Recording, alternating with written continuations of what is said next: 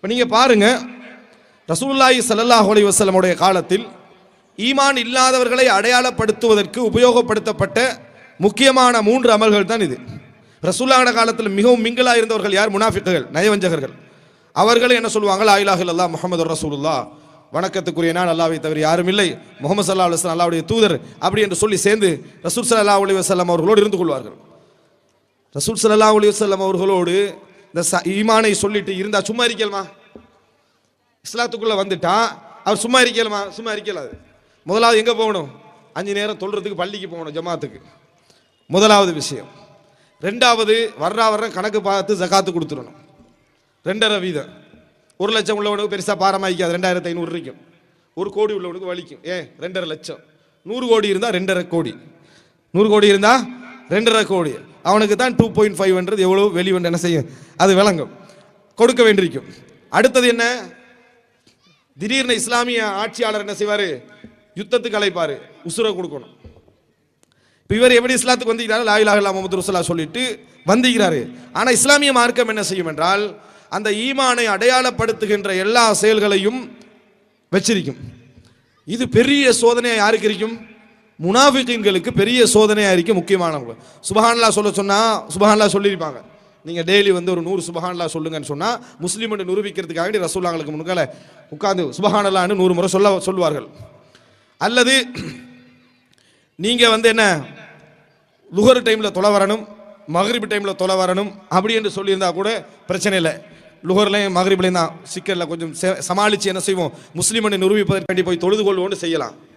வர சொல்லிக்கிற டைம் எத்தனை மணிக்கு? சுபகுல போகணும். சுபகுல என்ன செய்யணும்? தூக்கத்தை திடீர்னு கட் பண்ணணும். தூக்கத்தை 4 மணிக்கு கட் பண்ணிட்டு உடனே எழும்பி என்ன செய்யணும்? பள்ளிக்கு போய் அந்த இடத்துல தொழுகைக்கு வெயிட் பண்ணி இருந்து ரசூல் ஸல்லல்லாஹு அலைஹி வஸல்லம் சேர்ந்து தொழணும்.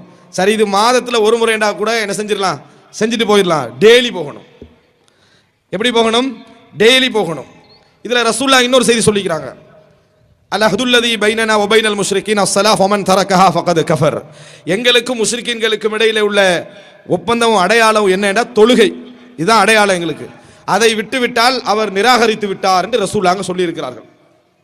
இதை எடுத்துக்கிட்டீங்கன்னு சொன்னா இஸ்லாத்தை விட்டு வெளியே போற மாதிரியான செயலாக ரசூலுல்லாஹ் தொழுகையின்மையை சொல்லிட்டாங்க. இப்போ முனாஃபிகீன்களுக்கு மிக பாரமான தொழுகையாக பெதிரிக்கும் சுபஹ் இருக்கும்.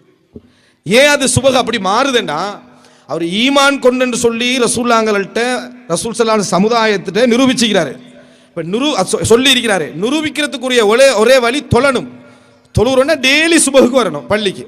ரசூல் ஸல்லல்லாஹு அலைஹி வஸல்லம் வந்து சலாத்துல் ஜமாஅத்தையும் சொல்லி கொஞ்சம் பேர் பள்ளிக்கு வராமிக்கிறத பார்க்குறாங்க. யார் வராமல் இருந்தாங்க? முனாஃபிகீன்கள். வராமல் இருந்த எல்லாரும் முனாஃபிகீன்கள் அல்ல. ரசூலுல்லாஹ்வோட காலத்தில் முனாஃபிகீன்கள் மட்டும் தான் வராமல் இருந்தார்கள். அந்த நேரத்தில் ரசூல் ஸல்லல்லாஹு அலைஹி வஸல்லம் சொல்றாங்க, நான் நினைக்கிறேன் இந்த தொழுகைக்கு கட்டளையிட்டு விட்டு இகாமத்து சொல்லப்பட்டு ஜமாத்தை நடத்த சொல்லிட்டு கொஞ்சம் அதாவது விறகுகளை எடுத்து எரித்து கொண்டு போய் பள்ளிக்கு தொலை வராமல் இருக்கக்கூடிய வீடுகளை எரிக்க நாடுகிறேன் என்று ரசூலுல்லாஹ் சொல்றாங்க. எதனால சொன்னாங்கன்னா, உள்ளுக்க எரிப்பதெல்லாம் முனாஃபிகீன்கள் அப்படி என்பதனால ரசூலுல்லாஹ் சொல்றாங்க. பண்புள்ள சகோதரர்களே, முனாஃபிகீன்கள் உண்மையான ஈமான் உள்ளவர்களா இல்லையா என்பதற்கு மிகப்பெரிய அடையாளமாக இருந்தது எது? தொழுகை என்பதை விட சுபஹ் தொழுகை. தொழுகை என்பதை விட சுபஹ் தொழுகை. இப்ப ஈமானுக்கு அடையாளமா எது வந்து நின்றுச்சு? தொழுகை வந்து என்ன செய்தது? நின்றதை நாங்கள் பார்க்கிறோம். அடுத்த தொழுகை சரி, சுபகுல ஒரு போராடி எப்படியோ சுபகுல எலும்பித்தானே ஆகணும். வேலை வெட்டி இருக்கு அப்படி இருக்கு, அதுக்காக வேண்டியாவது எலும்பிட்டோன்னு வச்சுக்கனால இஷாவுக்கு வரணும்ட்டாங்க ரசூலுல்லாஹ். அடுத்து எங்க போகணும்?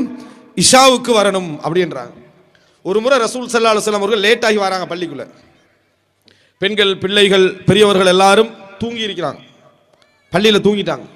ரசூல் ஸல்லல்லாஹு அலைஹி வஸல்லம் சொல்றாங்க, இவர்களுக்கு கஷ்டம் இல்லை என்றால் லௌலா அன் ஷுக்கா அலா உம்மதி, என்ற உம்மத்துக்கு கஷ்டம் இல்லை என்றால் இஷா தொழ வேண்டிய டைம் இதுதான். நாங்கள் இஷாவுடைய தொழுகை இதுவரைக்கும் நான் பிற்படுத்தி இருப்பேன். அதாவது ஆரம்ப நேரத்திலிருந்து பிந்தி தொழுகிறதுக்கு சிறந்த தொழுகை எது? இஷாவுடைய தொழுகை தான். 8 மணிக்கு தொழ வேண்டிய தொழுகை நான் 10 மணிக்கு தொழுதிருப்பேன் ஜமாத்தா அப்படி என்று ரசூலுல்லாஹி ஸல்லல்லாஹு அலைஹி வஸல்லம் சொல்றாங்க. எப்படி இருக்கு முனாஃபிகீன்களுக்கு இது இந்த செய்தி?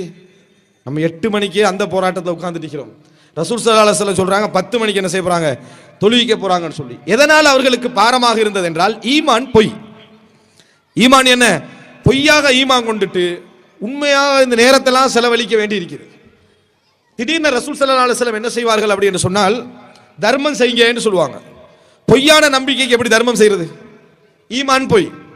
இப்ப தர்மம் செய்யுங்கன்னு ரசூலுல்லாஹ் சொல்றாங்க. முனாஃபிக்குங்களுக்கு பெரிய பாரமா இருந்துச்சு. சொத்தையெல்லாம் கொண்டு போய் கொடுக்க வேண்டிய சும்மா ஈமான் கொண்டதுக்கு, போலியாக ஈமான் கொண்டதுக்கு, உண்மையான ஈமானும் இல்லை. அதனால அவங்க வந்து என்ன செஞ்சாங்கன்னா தத்துவம் பேச ஆரம்பிச்சாங்க. ஏழைகளுக்கு கொடுங்க என்று சொன்ன உடனேயே அல்லாஹ் கொடுக்க விரும்பாதவர்களுக்கு நாங்க ஏன் கொடுக்கணும்னு கேட்டான். அல்லாவே கொடுக்க, ஏழைகளுக்கு தானே கொடுக்கணும், அல்லாவே கொடுக்க விரும்பாதவர்களுக்கு நாங்கள் ஏன் கொடுக்க வேண்டும் அப்படின்னு பேச ஆரம்பிச்சாங்க. யாராவது குறைவாக ஏதாவது சின்ன சின்ன பொருட்களை கொண்டு வந்து ரசூலுல்லாஹ்கிட்ட தர்மம் செய்வதற்காக கொடுத்தா இது என்னது, அல்லாஹ்வுக்கு இவர இந்த பொருள்ல தேவை இருக்குமா அப்படி என்று சொல்லி அதை இலக்கணமாக பேச ஆரம்பித்தார்கள்.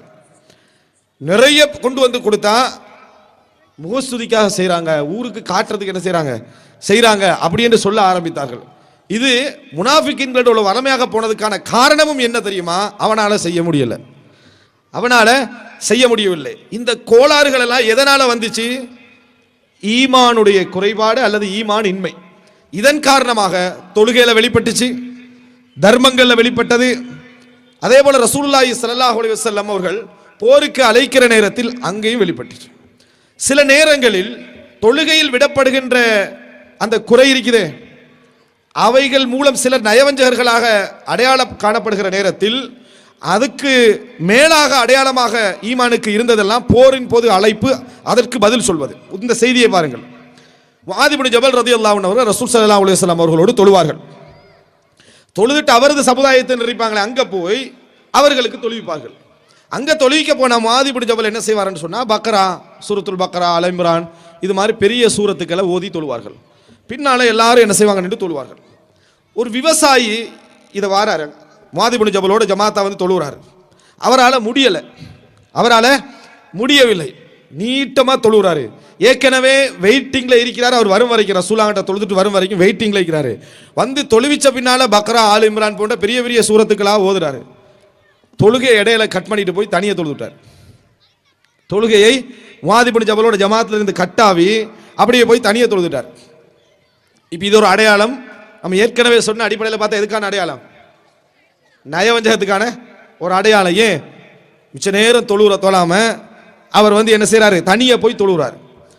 இந்த அடையாளம் நயவஞ்சகர்களுக்கான ஒரு அடையாளமா இருந்ததனால முஆத் இப்னு ஜபல் சொன்ன நேரத்தில் முஆத் இப்னு ஜபல் சொன்னார், இன்னஹு முனாஃபிக், அவர் வந்து நயவஞ்சகன் அப்படின்னு சொல்லிட்டார்.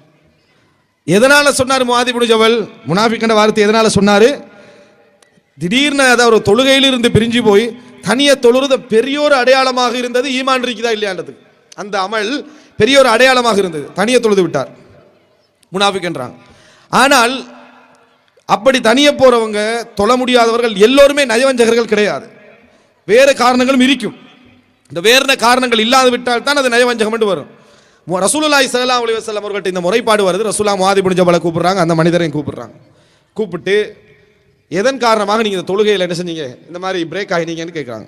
அப்போ அதுக்கு அந்த மனிதர் பதில் சொல்றாரு, லா அரிஃபு தந்தனத்தக்க வலா தந்தனத்த முஆத், நீங்க என்ன தொழுகையில் சொல்றீங்க, முணுமுணுக்கிறீங்க, முஆத் இப்னு ஜபல் என்ன முணுமுணுக்கிறான்லாம் எனக்கு தெரியாதுன்றாரு. இது இப்போ அடுத்தது வசனம். ஏற்கனவே தொழுகையில கட்டாயிக்கிறாரு. ரெண்டாவது என்ன சொல்றாரு, லா அரிஃபு தந்தனத்தக்க வலா தந்தனத்த முஆத், முஆத் என்ன முணுமுணுக்கிறார், நீங்க என்ன முணுமுணுக்கிறேன்னு எனக்கு தெரியல. நான் வந்து தொழுகையில் என்ன செய்யறேன்டா, சொர்க்கத்தை கேட்கிறேன், நரகத்தை விட்டு பாதுகாப்பு தேடுறேன் அப்படின்னு ரசூலுல்லாஹி ஸல்லல்லாஹு அலைஹி வஸல்லம் இடத்துல சொல்றாரு.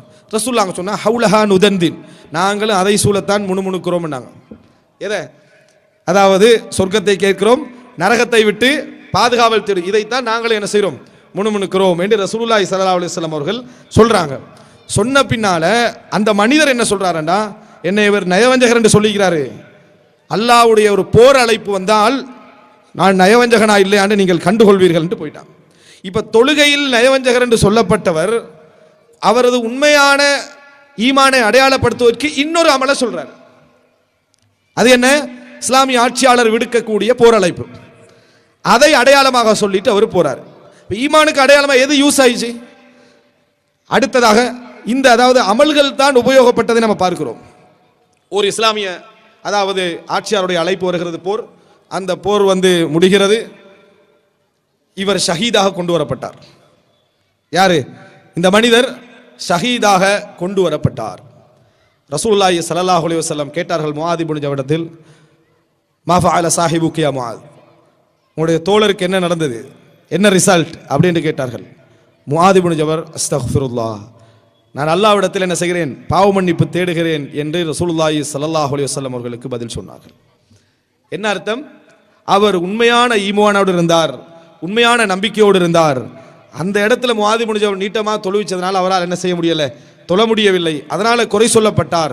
ஆனால் இந்த உலகத்தை இழக்க வேண்டி வந்தாலும் இறைவனுக்காக அப்படி ஒரு சந்தர்ப்பத்தில் நான் இழப்பேன் என்று சொல்லிட்டு என்ன செஞ்சாரு, போனாரு. அல்லாஹு தாலா என்ன அதை கண் முன்னால காட்டினார். ரசூல் ஸல்லல்லாஹு அலைஹி வஸல்லம் முஆத் இப்னு ஜபலுக்கு அப்பவே சொன்னார்கள், அதாவது இது ஒரு விசாரிக்கிற நேரத்திலே, அஃபத்தானு அன்த யா முஆத், முஆதே நீங்கள் குழப்பக்காரரா, ஃபித்னாக்காரரா, மக்களுக்கு தொழுவிக்கிற நேரத்திலே வத்தின் அதே போல சின்ன சின்ன சூறாக்களை சொல்லி காட்டி, இந்த சூறாக்களை நீங்கள் என்ன செய்யுங்க, மக்களுக்கு ஓதுங்கள், உங்களுக்கு பின்னால் பலகீனமானவர்கள், வயோதிபர்கள், பெண்கள் என்ன செய்கிறார்கள், இருக்கிறார்கள் என்று சொல்லி ரசூலுல்லாஹி ஸல்லல்லாஹு அலைஹி வஸல்லம் அவர்கள் சொன்னார்கள் என்ற செய்தியை நாங்கள் பார்க்கிறோம்.